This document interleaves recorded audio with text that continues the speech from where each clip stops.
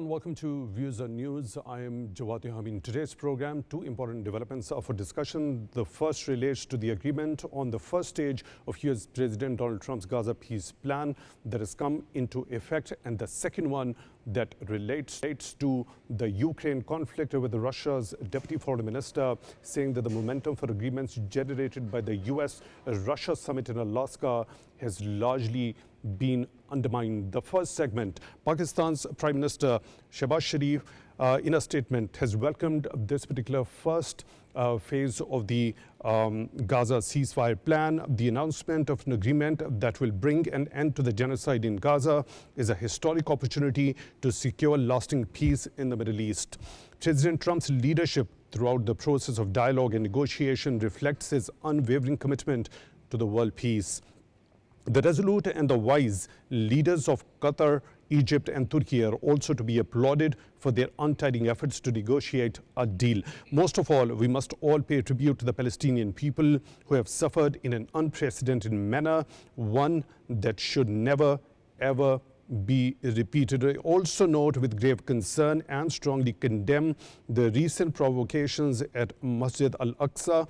The world must hold the occupiers and illegal settlers to account and prevent any further actions that undermine the enormous efforts made by President Trump to reduce tensions and pave the way for the lasting peace. We will continue to work with the partners, friends and the leaders of brotherly nations to ensure that peace, security and dignity for the Palestinian people are established in accordance with their wishes and the United Nations resolutions. At the same time, we have seen a statement coming from the US President Donald Trump saying, I am very proud to announce that Israel and Hamas have both signed off on the first phase of our peace plan. This means that all of the hostages will be released very soon, and Israel will withdraw their troops to an agreed upon line as the first steps towards a strong, durable and everlasting peace. Blessed are the peacemakers. This is a great day for the world. This is a wonderful day for everybody. While Qatar says the deal was the first phase of the Gaza ceasefire agreement, which will lead to ending the war, the release of the Israeli captives and Palestinian prisoners, and the entry of aid. At the same time, the Palestinian resistance group Hamas says it has concluded an agreement stipulating an end to war in Gaza, the occupation withdrawal from it, the entry of aid, and a prisoners exchange. We've also seen a statement coming from Israeli Prime Minister Benjamin Netanyahu saying, through steadfast resolve, powerful military action and great efforts of our great friend and ally President Trump, we have reached this critical turning point. Now, we'll be talking about as to the importance, the timing of this particular agreement between Hamas and Israel, and also would it actually lead in the withdrawal of the illegal occupation forces from Gaza's enclave? Would it also ultimately lead to a two-state solution with an independent, sovereign and a contiguous Palestinian state? All these questions from our esteemed panel of guests who are joining us both in the studio as well as online. Mr. Haitham Naser, Middle East affairs expert. Mr. Naser, thank you very much for your time, for being with us on the show tonight. Really appreciate that. On the video link at the same time, we are honored to be by Dr. Jamil Khan. He is former ambassador. Dr. Khan, thank you very much for your time also for being with us on the show tonight. Really appreciate that. Mr. Naser, how are you looking at this particular agreement on the first phase of the peace plan? The agreement itself is a huge step to end the war in Gaza, because Israeli side was not even interested to discuss any of the mentioned terms. They refused for months to release any of the Palestinian prisoners. Now they are agreeing to release 2,000 prisoners. They did not agree to release the large number of senior leaders of different movements, Palestinian movements. Now they are agreeing to release at least 6 of them. So there is a huge development in terms of the pressure, international pressure, especially American pressure from the Trump administration to get this deal done. But the concern is to which extent Trump is interested to maintain this ceasefire, to maintain what he called his own personal guarantees to the Palestinian movements about the continuity of ceasefire, about stopping Israel and Netanyahu government from resuming the war after the hostages are released. Because this agreement focuses on release the Israeli hostages, at least the alive among them, within less than 1 week, while the Palestinian demands needs months to be fulfilled. So this is the only concern. If the pressure on the Israeli government sustained, especially after the Knesset resumed its session on 19th of October, then it can be promising of a sustainable agreement. Otherwise, it might be kind of deceiving the Palestinians. First phase, some aid is entering, and then we reach a different complexity. So, Mr. Naser, are you of the view that it was because of that international pressure? Because earlier, Israelis were not willing to release the prisoners. This time around, they are releasing 2,000 Palestinian prisoners in exchange for their 20 captives. So is it because of that international pressure that the Israelis have succumbed to, while also analyzing at the same time this particular statement by Benjamin Netanyahu, in which he says, through steadfast resolve, powerful military action and great efforts of our great friend and ally President Trump, we have reached this critical turning point. And he's also bringing God into it as well, saying he would bring the Israeli captives home with God's help. Okay, there are 4 factors affecting the Trump decision. One of them is the international pressure. After he met more than 12 leaders of the Islamic countries during the UN assembly meetings, this was one factor. But there are other factors, internal factor of the American politics. American politics cannot sustain this high pressure of the public opinion because of Israel. What happened after a few incidents happening in the internal politics of America, assassination of some Republican leaders, other incidents which are claimed to be planned by the Israeli Mossad, all of this puts a lot of pressure on Trump to decrease the influence of the Israeli lobby, at least temporarily, and get this deal done. Other than this, he needs a lot of support from Republicans and Democrats to pursue his plans internally. He cannot do that while he's still pushing for more and more relaxation with Israel, while the Israeli war is not getting anywhere. This is the first and second factors. There are 2 other factors related to the situation on the ground. Despite the fact Israelis are killing Palestinians every day, there are also operations by the Palestinian movements against Israeli soldiers inside Gaza. So Israel is losing soldiers every day also. Netanyahu cannot claim that he achieved the ultimate success in his operations, despite the fact of all the weaponry provided by America and all the operations he announced during 2 years. This gave Trump also kind of a sign that if you trust that Netanyahu statements... Sort of a wake-up call for President Trump this that Israel is part couldn't of achieve this objectives which are set at the very outset of this particular reign of terror that Israel unleashed on innocent people. That also contributed, but one more part which contributed a lot in this change of tune of Trump about the Middle East peace was the attempt of assassination in Qatar.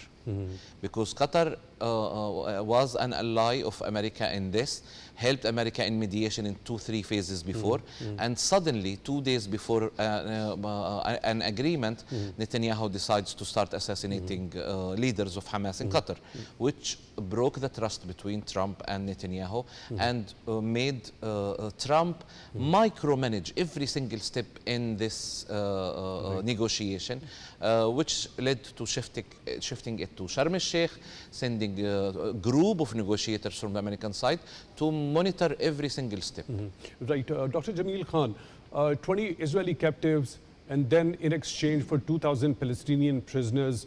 Do you think this is a good deal that Hamas, being the Palestinian resistance group, has struck with Israelis? And also, when you talk about they're saying that they've agreed to an agreement stipulating an end to war in Gaza, the occupation withdrawal from it, the entry of aid, and a prisoners exchange. Is it some sort of a success as far as Hamas' perspective is concerned?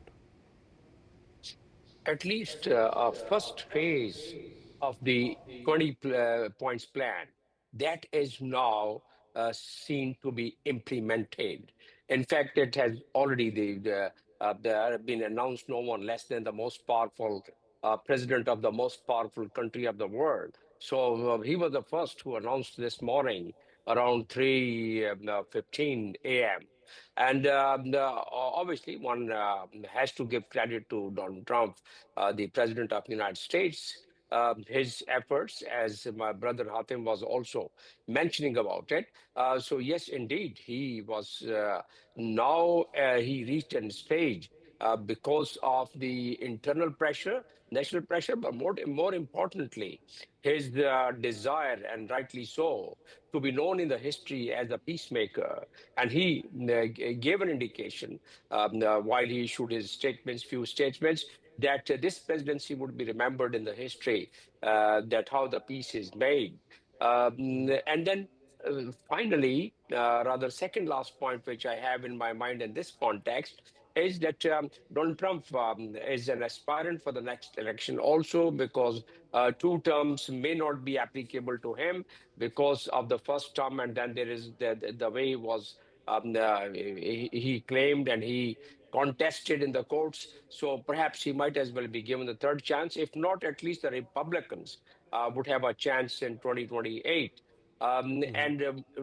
Even more importantly, that the Nobel Prize Pakistan has recommended, and a Nobel laureate has also recommended Donald Trump, and Netanyahu has all for three different count. It has been recommended, and now once the Gaza peace plan is put in the motion and it starts having its success of the first phase and second phase and then onward, then in that case, he would be eligible, not this year, because this year the deadline has already passed in January, on January 31st. But next year, 2026 contest, he could always be considered by the committee, and he would become a very, very strong candidate if after seven war, which he has mentioned not once, so many times. And among those seven war, the most important was India and Pakistan, two nuclear armed countries. And according to Donald Trump, that if these countries had these countries had reached to was at the brink of the flashpoint. So therefore, both nuclear countries. Therefore, it was very important for him to really mediate and end the war. So that is quite understandable. Any two country, anywhere in the world, if they are a nuclear power country, nuclear equipped country, then the humanity could have gone for the devastation. So very strong point. But then these are the three, 4 points that could be one of the that would be the major consideration while Donald Trump has started asserting. But then the history has shown that the Israeli lobby in the United States has always prevailed. And why it seems that Israeli lobby had to really low down a little bit, or had to really recalibrate its policy at this point in time of asserting influence in the institutions of the United States, including White House and the President institution, because of these pressures. Imagine, even while we are talking, there's a huge demonstration going on in Amsterdam.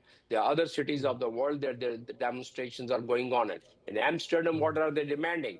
They are demanding that today the government should impose sanction. That is, otherwise they are not going to leave the central railway station, and they are just lying on the railway tracks. The protesters, and police has started arresting them. So never in the history it had it was to that level that people would assert pressure, and that too because of the atrocities, because of the genocide which was executed by Israel, and which has resulted, as we all know, over 27,000 Israelis, 67,000 Israelis I get your have point. Dr. Jamil really Khan, I get been your point. martyrdom. There are a number of factors that you've already described in detail. First, that relates to why President Trump has been taking that much of personal interest in making this particular deal happen. He's been trying his utmost. There are a number of reasons associated with that. You also mentioned of his desire for another term's candidacy, or at least for Republicans to stand with confidence in the next elections. It also comes to his bid for when he's looking to vie for Nobel Peace Prize as well. And also the kind of momentum as far as the international demonstrations have built regarding the resolution of this particular conflict is concerned. What about President Donald Trump's further influence as far as the sustainability of this particular peace plan is concerned on Israel? Well, in that direction, he's planned to visit this Sunday, just after about 2 days. He's going to visit Middle East, and I don't know how many countries he's going to visit, but obviously he would have his influence in these countries, and he's also going to address, as Netanyahu has already invited him to address the parliament. So yes, these are all the indicators of his influence, which he wants to assert, and his pressure, which he wants to assert. And this time it appears that Donald Trump, who is a very unprecedented president, he doesn't take dictation or the advice, as much advice as the other presidents have been taking from the State Department or from Pentagon. So he has his own mechanism and his own kitchen cabinet that he takes his decision. And now what the analysts are saying and thinking that if the Gaza peace plan goes on, the way it has rolled, and it progresses further, the way it is enunciated in those 20 points, and the 19th point is the most important point so far as OIC is concerned, because OIC is always advocated about the two-state solution. With About the two-state solution, Dr. Jamil Khan, I'll East come to this Jerusalem. particular number 19 point of that Gaza peace plan by President Donald Trump. I'll have an in-detailed discussion with you regarding that particular point and the possibility and the viability of the two-state solution, steps required from here onwards to achieve that particular end. Mr. Naser, Hamas says that Israel is manipulating steps agreed in ceasefire agreement, saying we are in contact with the mediators to oblige the occupation to comply with what was agreed upon and not to allow it to procrastinate. There was talk with friends about a ceasefire at noon this day, but the occupation for internal considerations is postponing the announcement.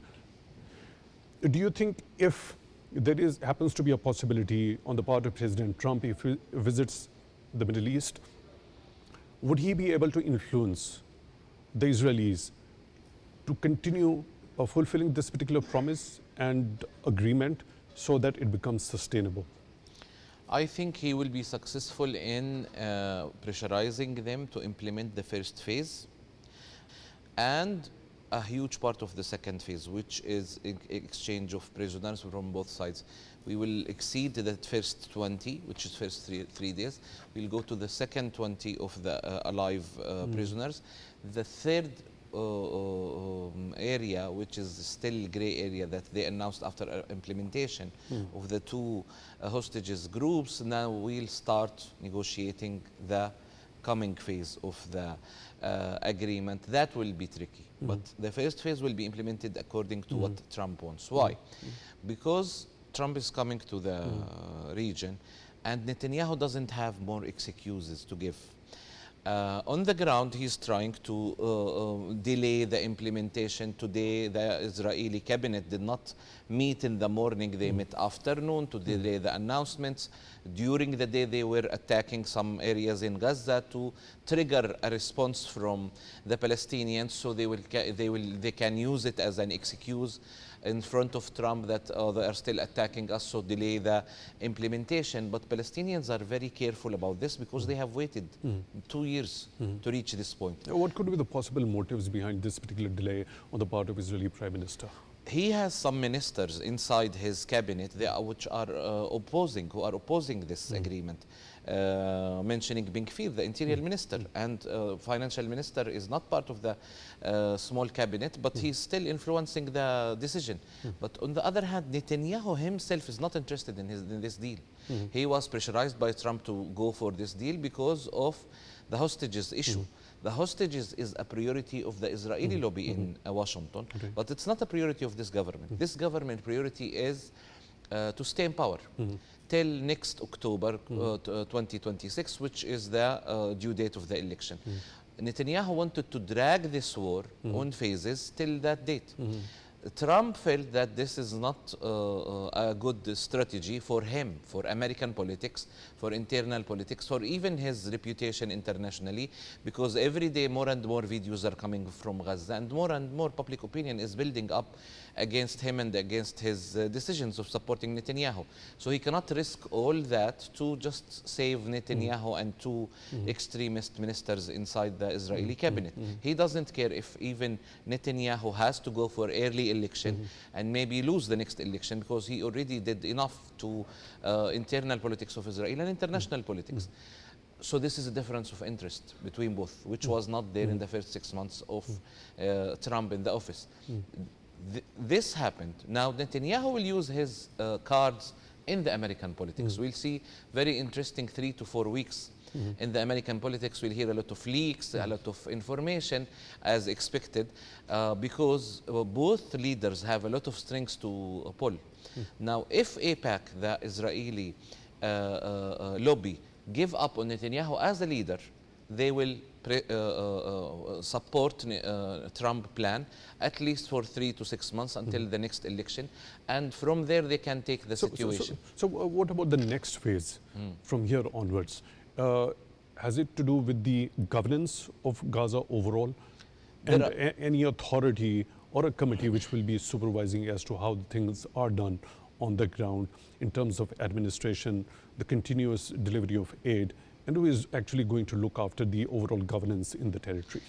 I think one of the main factors that people do not look at now, but it's very highly considered important in the American politics and the American decision maker, how Hamas is projecting itself after every truce agreement. In the last truce agreement, which was mediated by Trump and his group, Hamas came to the stage, gave a military show, etc., which damage their image.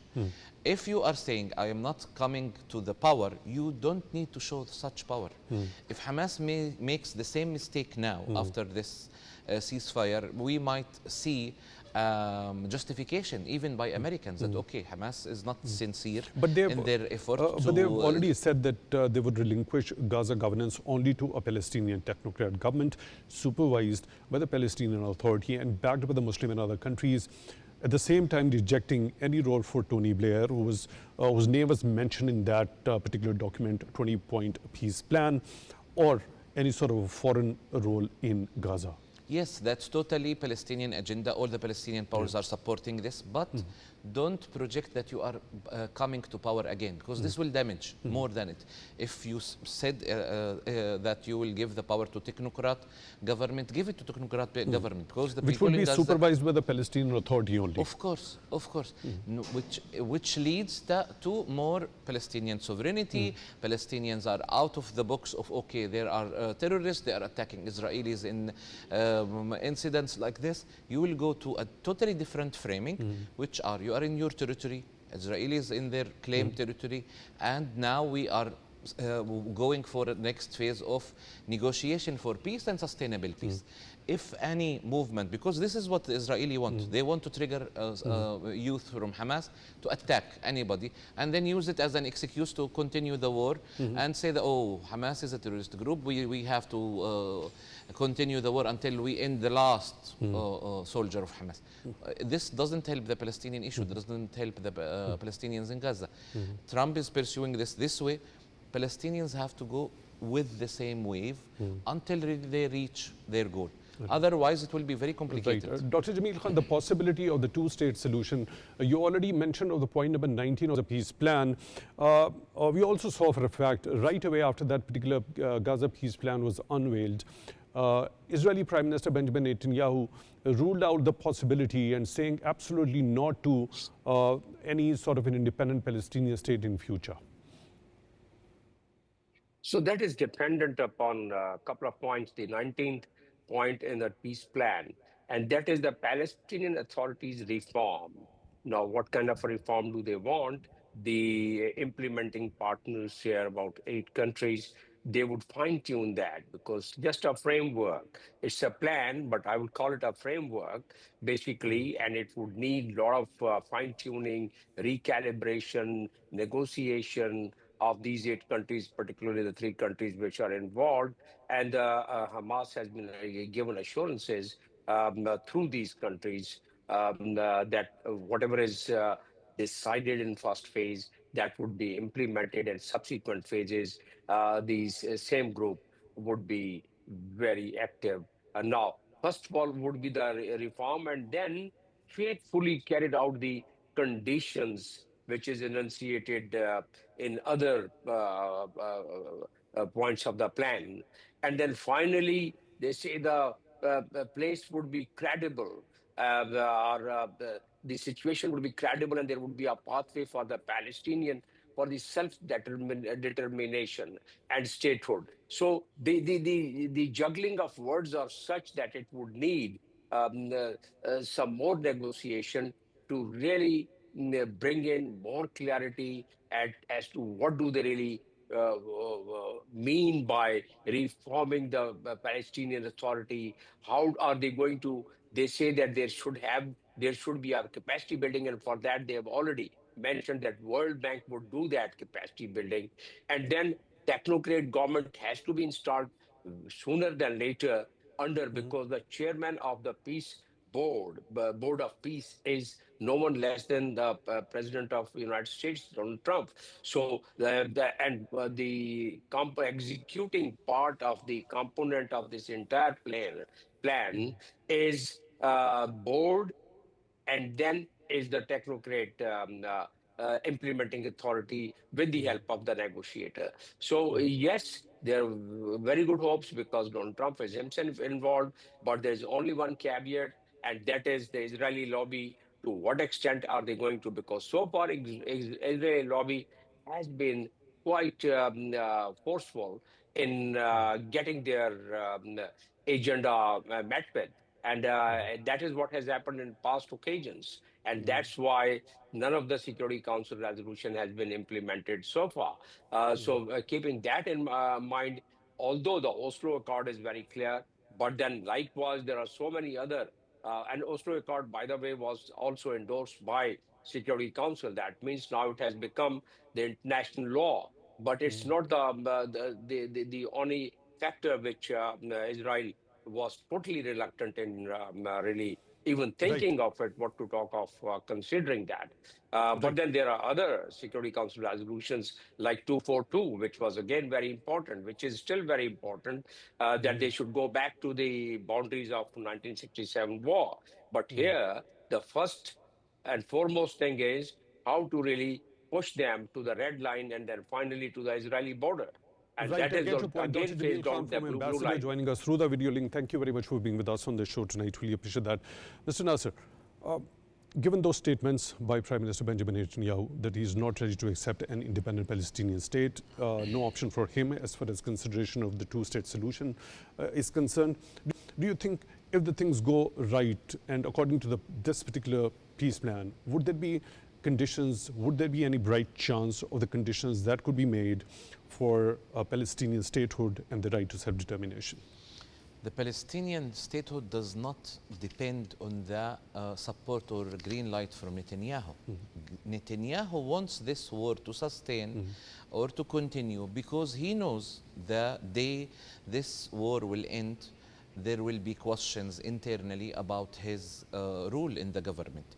In other states, if you get an attack, whatever you want to call 7th of October, like this, you will resign within 2 to 3 months.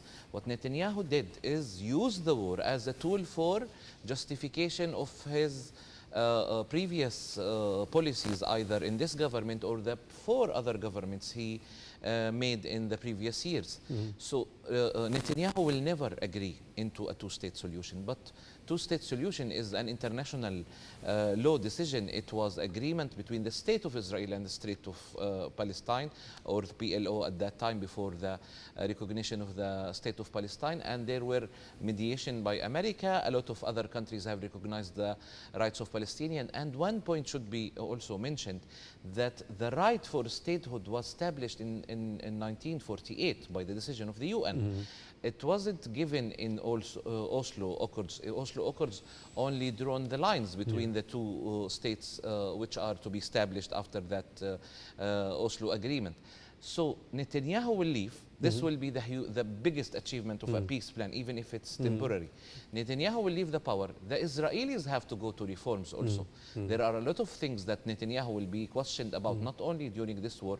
He was facing, even before this war, corruption cases, misuse of power cases, and a lot of other things. Now he will face those things. With Netanyahu going, that is going to be the biggest achievement. Do you think after him, this particular momentum is going to continue in the direction towards that? It will continue because it's the right of the Palestinians. And right. Mr. Palestinian Haitham Naser, Middle East affairs expert, thank you very much for being with us on the show tonight. Really appreciate that. That brings us to the first segment of today's show. The second segment relates to the ongoing conflict between Russia and Ukraine, with Russian Deputy Foreign Minister Sergei Ryabkov saying the momentum for agreements generated by the US-Russia summit in Alaska has largely been undermined. He has also blamed European countries for the impasse, accusing them of wanting to wage a war to the last Ukrainian, and also saying US-Russian ties are cracking at their foundation, with Americans to blame. At the same time, we had also seen Russian President Vladimir Putin telling the state media that if Trump supplied the Tomahawks, this will lead to the destruction of our relations, or at least the positive trends that have emerged in these relations. Also at the same time, the Kremlin spokesperson Dmitry Peskov saying a new meeting between Russian President Vladimir Putin and his US counterpart Donald Trump is not currently on the agenda. And it is also worth mentioning over here that since President Donald Trump took over his office back in January, he's had 6 times phone calls with President Putin, and there was a meeting between the two in Alaska in mid-August to understand the entire equation as to what is happening as far as the Ukraine-Russia conflict is concerned. We are honored to have been joined through the video link by Mr. Teymur Shafir. He is political analyst joining us from Russia. Mr. Shafir, thank you very much for your time, for being with us on the show tonight. Really appreciate that. How do you look at this particular statement, firstly, by Russia's Deputy Foreign Minister, saying the momentum for agreements generated by the US-Russia-Alaska summit has largely been undermined? He has also blamed European countries for the impasse. Yes, of course, all of us, we've been waiting for a very positive, let's say, movements or very positive results of the Alaskan meeting after the president of the Russia and the president of the United States have met there. We still haven't seen, like we would say, 100% positive steps, or 100% the steps that will lead to the end of this conflict. But at the same time, I would mention this, at the same time, the most significant obstacle to the really peace agreement between Russia or Ukraine, or Russia or Western world, etc., you may call it any way you want it, is the position of the European states, of the European states, of the European Council, of the European Union, and the Great Britain. That's it. I would tie this position with a very negative appreciation of what is going on now by the President Putin, and at the same time by the President Trump. Right, Mr. Shafir, looking at what exactly the role of the European countries, now European Commission President Ursula von der Leyen has blamed Russia for waging a form of hybrid warfare in Europe. How do you look at this one? What's your analysis? What is the connotation of this particular statement? What do we understand out of it? Well, in my opinion, everything that Ms. Ursula von der Leyen is saying now, is the opinion of the person who is trying to avoid the persecution as much as it possible. Because we all know that Ms. von der Leyen is very strictly is under persecution of the corruption methods. Yeah. She will be followed by the European courts under the corruption very soon as she leaves her position, as soon as she leaves her office. So, in order to keep in the office, in order to keep her agenda, she would say like everything. She would pull all the needed gasoline in this fire of Russian-Ukrainian conflict. That's obvious. The position of the European Council, the position of the European Union is the following.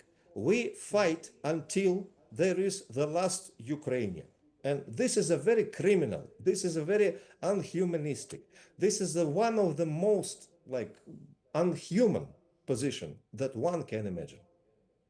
Right, Mr. Shafir, when we look at this particular statement by President Vladimir Putin, saying that if Trump supplied the Tomahawks, which he is considering, of course, this will lead to the destruction of our relations, or at least the positive trends that have emerged in these relations.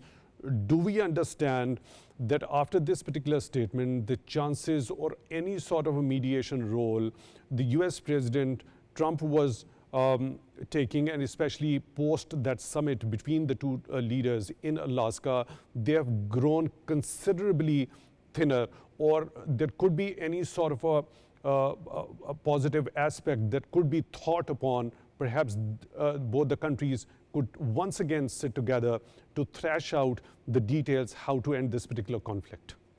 Of course, the Russia and the United States are the most significant players on this field of the game.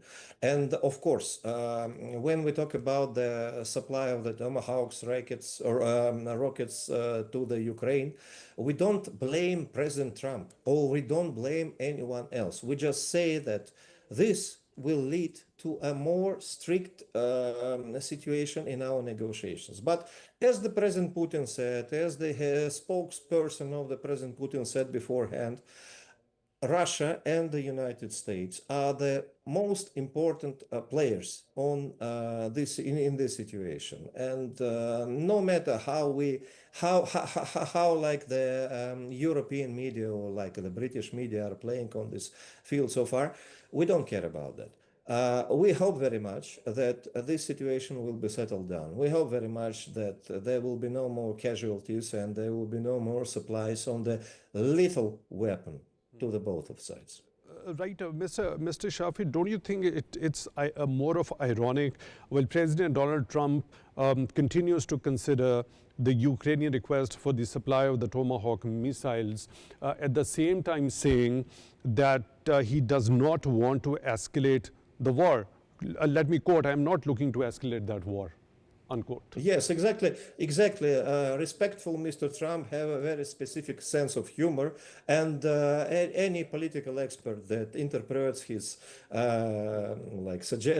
expressions or phrases, etc., he should take it into account. Of course, the President Trump, he wants to settle down the conflict. For the sure. The United States of America are not interested in continuation of that conflict.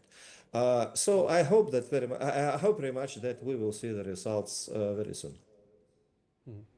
Right. The Kremlin spokesperson says that a new meeting between the Russian president and his US counterpart is not currently on the agenda. From this point onwards, what would it take both the countries to have that sort of a summit or a meeting in the near future, given the fact, looking at the statements of President Donald Trump, in particular, when he says that he's serious about bringing this conflict to an end? We've also seen some sort of positive statements coming from Russian side as well. But at the same time, after that particular Alaska summit, we saw President Putin saying that the very reasons for this particular conflict should be first eliminated? First of all, let's keep in our mind that the Alaska summit was not predicted by any political expert beforehand. So when Alaska summit happened, no one could predict it. So I hope very much that the next steps, the next meetings, the next negotiations, the next talks between I would say, Russian Prime Minister and the head of the United States never mind, the United States government or President of Russia or President of the United States will take place as soon as it's needed. Yes, that's the first one. The second one, no counterpart, neither American nor Russian, has ever burned the bridges between its, I would say, cooperation and between their talks.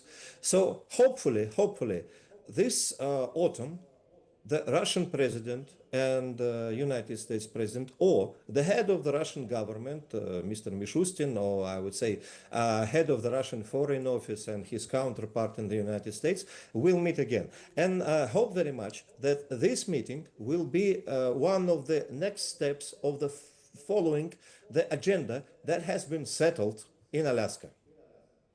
Mr. Teymur Shafir, political analyst, joining us from Russia. Thank you very much for taking time out for Views on News tonight. Really appreciate that. With that, we come to the end of today's episode. Till the next one, take good care of yourselves.